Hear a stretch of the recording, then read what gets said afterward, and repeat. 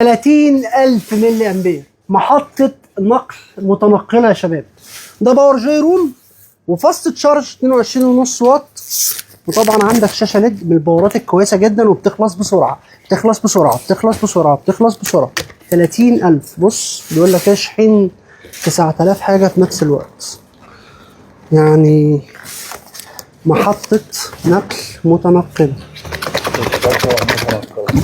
محطة طاقة متنقلة على رأي الحاج حسام بيصحح. معلش الكركبة بس عشان تعرفوا، بس احنا عمالين نسعى عليك. بص يا معلم، يا لهوي طبعا هتشيل هذه اللزقة كده، دوس هنا كده على الباور، يظهر لك هنا الشحن. الليد هنا حاجة بسيطة كده عشان ما تاكلش في البطارية. مخرجين 22.5، مخرج معاك بي دي تشحن بيه كابل تايب سي او تايب سي ايفون، وكمان ممكن تشحن الباور بالشحن الميكرو. بص السيرتيفيكيشن، بص الديزاين ب 1300 جنيه، وده سعر كويس في ال 30,000. الفاست ده سعر كويس جدا.